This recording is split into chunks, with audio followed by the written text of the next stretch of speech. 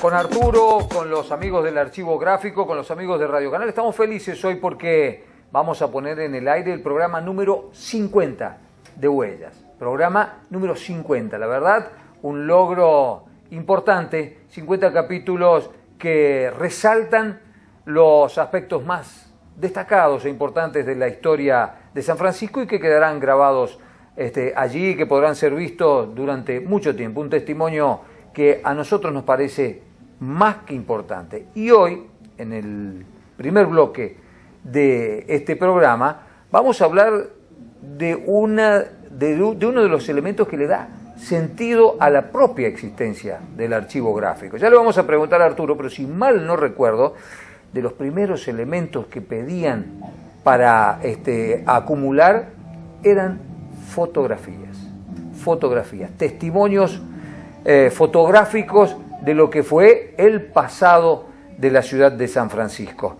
Y de los fotógrafos y de la fotografía en la ciudad vamos a hablar hoy con Arturo, que nos va a dar detalles, bueno, muy pero muy interesantes. Arturo, ¿cómo estás? Bien, buenas noches. Programa número 50, felicitaciones. ¿Ya? Sos el alma mater de esto, sin lugar a dudas. Mutua felicitación para todo y para la gente que colabora, ¿no es cierto?, desde fuera del programa también, porque hicieron posible, ¿no es cierto?, que concretemos este proyecto, que es muy interesante en cuanto a la difusión de material que tiene el archivo gráfico, como dijimos en un principio, y también de historias de San Francisco que de otra manera a veces no pueden contarse, no pueden relatarse, sino a través de algunas fotografías, algunos elementos gráficos, e incluso más avanzado el tiempo con las filmaciones, claro, los elementos con los que contamos, ¿no?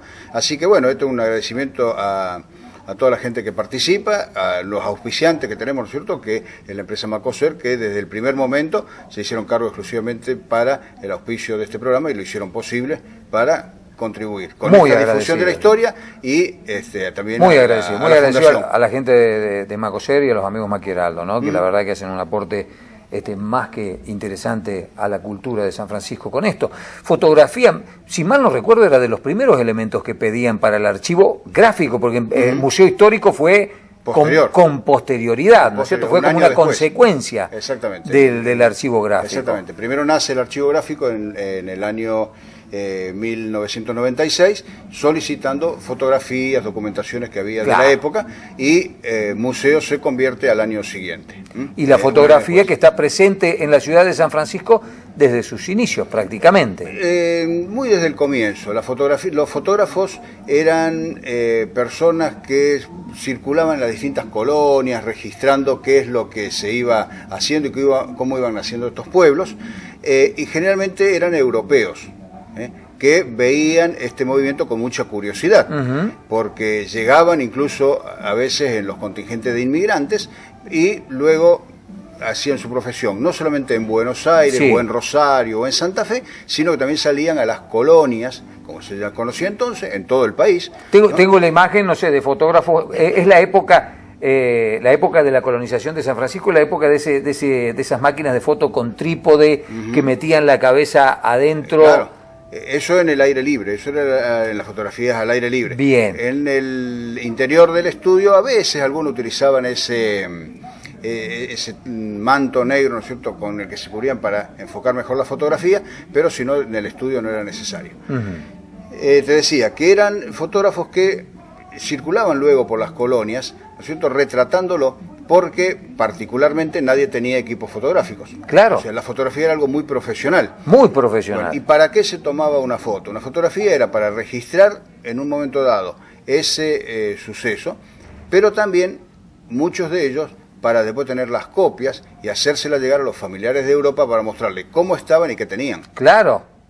Claro. O sea, si lo transpolamos de alguna manera, es tal cual el uso que se da hoy al Facebook. Hoy se toman fotografías, se suben a Facebook para que todos vean.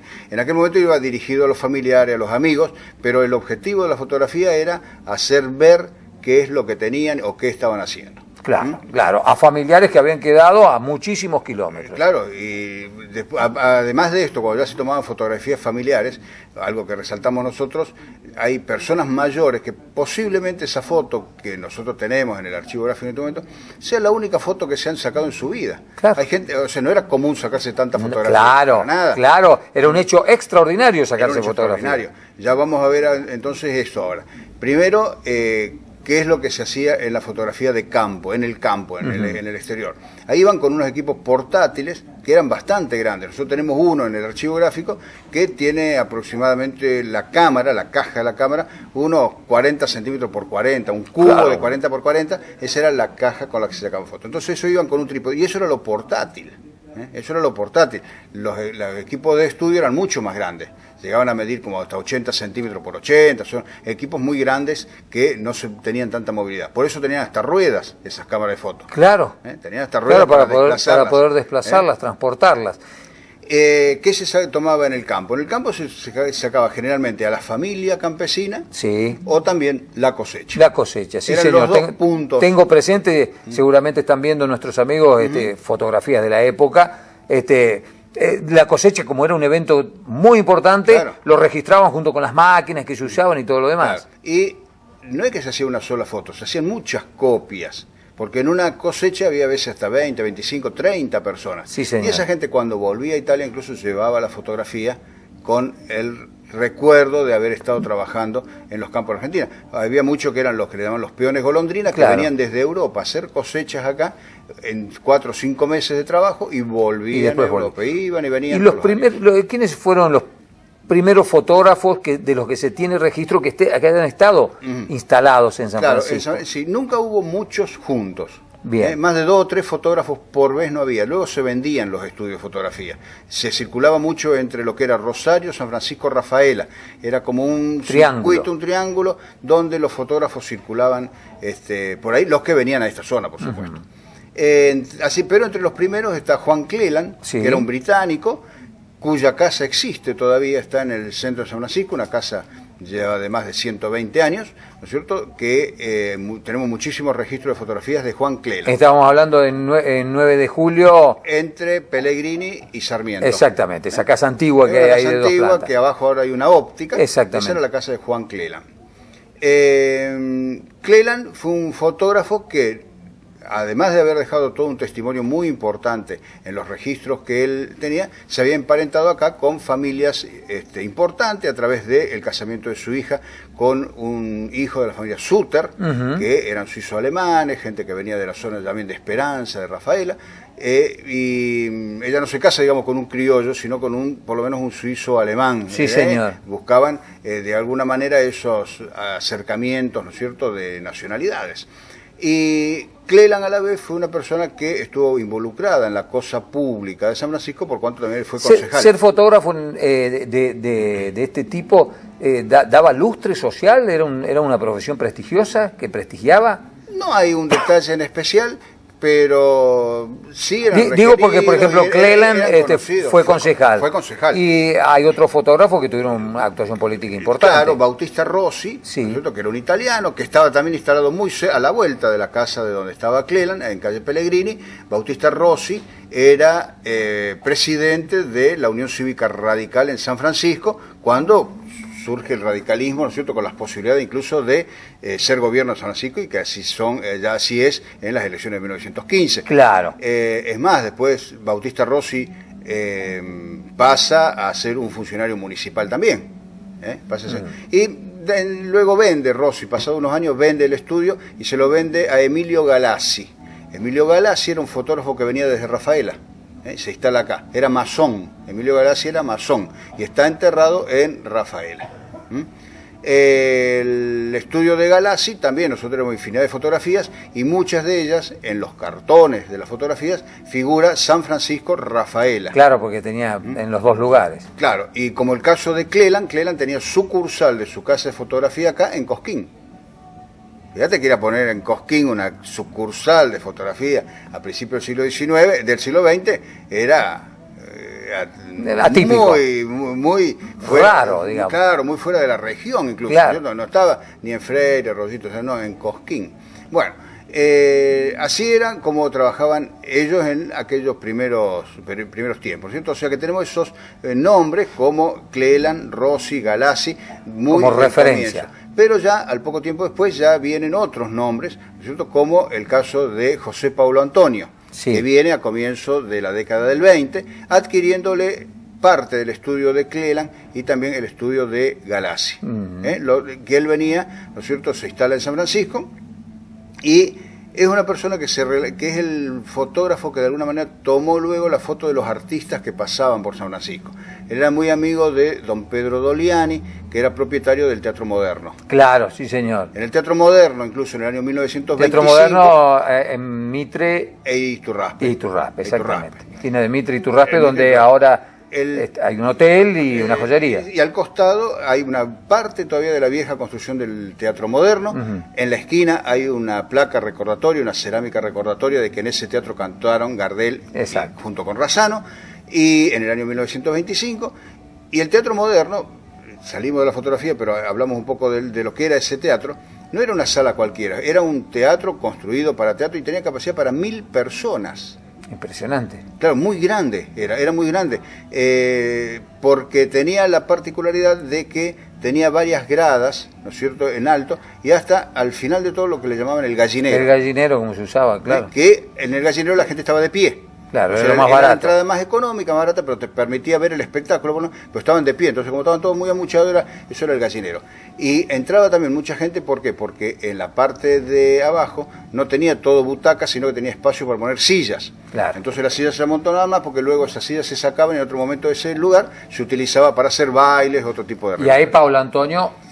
Ahí Paulo Antonio registraba fotografías de artistas. Claro, y tenía una gran relación con Doliani, y como los artistas permanecían en San Francisco 2 o 3 días, no había mucho para hacer, así que una de las cosas era ir al estudio de Paulo Antonio, que quedaba aquí en la misma cuadra donde está ahora instalado Canal 4, a tomarse fotografías en el estudio. Azucena Maizani, Gardel mismo, Razzano, todos están registrados en ese estudio y tenemos la fotografía nosotros, los originales que ha dado la familia. Y no solamente la familia ha dado los originales de las fotos, sino que también la cámara de foto con la que se tomó esa fotografía. Y esa cámara venía del estudio Cleland, o sea que es muy, muy antigua, muy vieja, de mucha historia, y por suerte está conservada, ¿no es cierto?, acá en San Francisco y está en el museo. Qué suerte que tenemos el archivo gráfico y el museo histórico que pueda conservar todo este tipo de elementos. Y lo otro es otro fotógrafo destacado de la época, entre tantos que hubo después, ¿no es cierto?, porque al principio eran pocos, pero luego vino mucho el estudio del Lescano, que era el estudio Splendid, del cual nosotros tenemos conservado también al día de hoy más de 3000 negativos en vidrio, en cristal. Claro, como se usaba en la época. Como se usaba en aquella época, donde hay registrado lo que se te ocurra, desde las visitas del general Perón a San Francisco, ya estamos hablando de los años 30 y 40, hasta el 50, y casamientos, acontecimientos sociales, en fin, muchas cosas así. Otro fotógrafo fue el fotógrafo Rubín, que la continuación del estudio de Rubín, Luz y Sombra, ¿no es cierto?, fue el José Curioto, que estuvo durante casi 60 años en el estudio, hasta que este año, ¿no es cierto?, él se desprende del estudio y tiene un nuevo dueño. Pero José Curioto es sucesor también de aquellos fotógrafos de entonces. Claro, empezó muy joven. Y San Francisco era también, esto lo digo por experiencia propia, ¿no es cierto?, era el centro de una región importante donde veníamos a fotografiarnos. Claro. Se hacían esas fotografías, te estoy hablando de los años 60, esa fotografía de los chicos, de niños, donde te sacaban 5 o 6 fotografías y armaban como un panel, y eso se sacaba todo en el estudio. Me acuerdo, nosotros veníamos al estudio de Curioto, y ahí nos sacábamos esas fotografías ya en los años 60, ¿no es cierto? Los otros nombres tenés Roacenda, que es un estudio que continúa al día de hoy. Había Roacenda en Las Varillas, Roacenda también en San Francisco, y esa, bueno, es una familia, el apellido Roacenda, donde ha tenido continuidad la profesión de la fotografía, desde los abuelos, padres e hijos, ¿no es cierto? Incluso en la actualidad, fíjate vos que con la proliferación de cámaras, los teléfonos, todos tienen cámaras para fotografiar. Sin embargo, el fotógrafo profesional todavía tiene un espacio para trabajar. Otro fotógrafo que, digamos, de alguna manera tenía algo de pintoresquismo en la fotografía de San Francisco era Wenceslao Caballero. Wenceslao Caballero era un fotógrafo de baja estatura y tenía el estudio instalado en la Avenida del Libertador, al lado de lo que es actualmente la empresa de Cablevisión. Sí, señor. Y él generalmente tomaba todas las fotografías, o en su estudio, o en la Plaza General Paz, o en los sepelios que había en la iglesia parroquial, que era la única que había en aquel momento.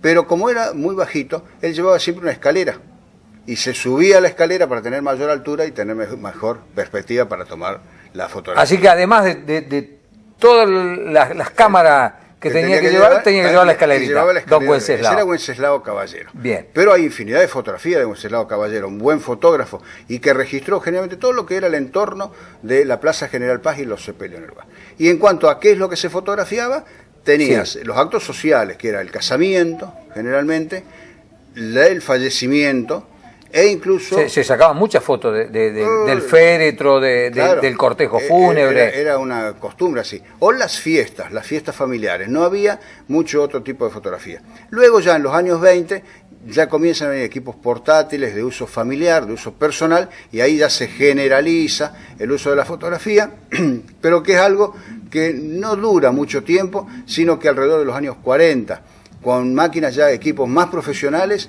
el usuario común no la compraba porque eran caras, y por otro lado ya era más difícil de manejar la fotografía, los equipos. Entonces no todos se animaban a tomar fotografía y convocaban nuevamente al fotógrafo. Qué bien, qué lindo, qué interesante, qué interesante que esas máquinas nos hayan dejado registros tan vívidos de lo que fue el pasado. ¿Tenemos algo más para agregar, Arturo? Claro, precisamente lo que decís vos, cómo han quedado los testimonios, porque están copiados e impresos en papel, que es lo que nosotros insistimos, ¿no es cierto?, permanentemente desde el archivo gráfico, que con la fotografía digital de hoy, no quedarse solamente con el formato digital, sino también copiar algunas fotografías en papel para que quede como recuerdo, porque lo digital puede tener una duración que nosotros al día de hoy no sabemos cuánto tiempo va a durar, porque el sistema no es lo suficientemente todavía prolongado en el uso del tiempo, y sí tenemos la experiencia de que la fotografía copiada en papel trasciende mucho más el tiempo. De hecho, nosotros tenemos fotografías que ya tienen más de 120 años, ¿no es cierto?, en el archivo. Bien, y seguramente muchas de esas las estuvimos viendo mientras nosotros charlábamos. Hasta aquí entonces un repaso sobre la historia de la fotografía y los fotógrafos en la ciudad de San Francisco.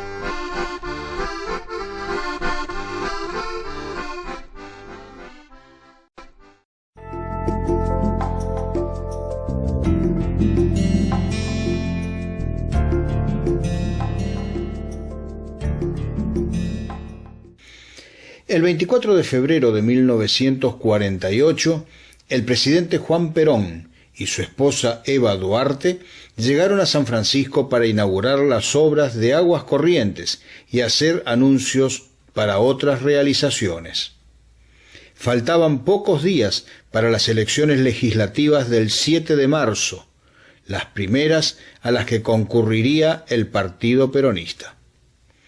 Luego de las palabras del presidente, la multitud congregada en la entonces estación del Ferrocarril del Estado, en el centro de la ciudad, reclamó escuchar un discurso de Eva Perón, y ésta accedió de inmediato. Su discurso, con palabras algo titubeantes al comienzo, se convirtió enseguida en una arenga reclamando el voto para sus candidatos en los comicios de la semana siguiente.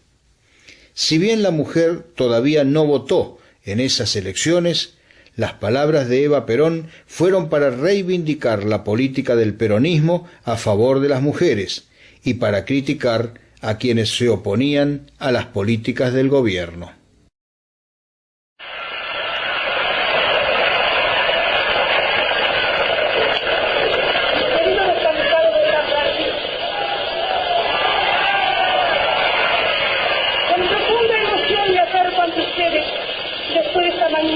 magnífica fría por esta magnífica y vuestra todo. Ya tenía una profunda emoción dentro de mi anterior viaje. Córdoba, la adopta, sigue tan fiel a la doctrina peronista como en aquel 17 de octubre, en que salió a la calle a pedir la verdad. No todo lo que realmente se merece el pueblo argentino, pero había dado todo lo que humanamente se podía hacer en 2 años de revolución, lo que por ineptitud, por antipatriotismo, el orden de patria no había en 50 años no había.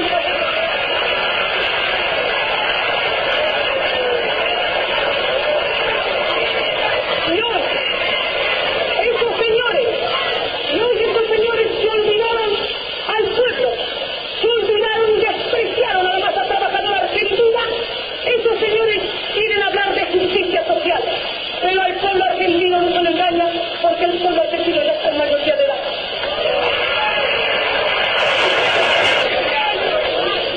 Hace 20 años a la mujer argentina se nos ofrecían votos, pero tuvo que venir el coronel Perón para darnos el voto a la mujer. Porque si la mujer salió a la calle a ganarse el sustento, y la mujer en el sudor del taller, de la fábrica, de la escuela, se ganaba el sustento, tenía derecho a saber elegir sus autoridades, porque ella era lo más sentía más que nadie. La injuria de los alojamientos. Por eso, San Francisco, como toda la República, el 7 de marzo estará presente en los comicios y dirá nuevamente al peronismo, presente en general. El mensaje fue muy corto, de apenas 2 minutos, pero contundente y registra el rol decisivo de esta figura de la política nacional que en el pequeño San Francisco de antaño llegó para enfervorizar a sus seguidores. Una breve historia protagonizada en San Francisco y que merece ser recordada.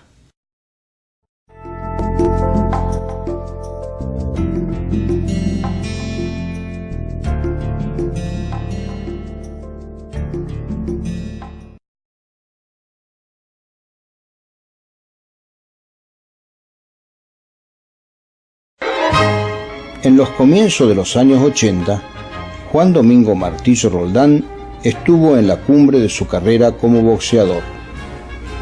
Entre 1982 y 1984 fue tapa de las revistas más importantes del país como El Gráfico y Gente. En 1982 se consagró al derrotar a Jacinto Fernández en el Luna Park y El Gráfico lo destacó en la tapa. Ese mismo año lo incluyó en la portada Los Campeones 82, en el cierre de un año de muchas angustias para los argentinos. En 1984, otra vez fue tapa del Gráfico, pero esta vez por la derrota ante Marvin Hagler en la pelea por el título mundial. Por la misma pelea, la revista Gente hizo una nota especial en su edición del 5 de abril de 1984. Volviendo a la portada de Los Campeones 1982, en la foto se encuentra también la nadadora olímpica sanfrancisqueña Alicia Boscato, que ese año fue campeona de la Copa Latina y Argentina y 2 veces medalla de oro en los Juegos Cruz del Sur. Fue una época de hechos trascendentes del deporte local, reflejados por la prensa nacional y conservados ahora en el Archivo Gráfico y Museo Histórico.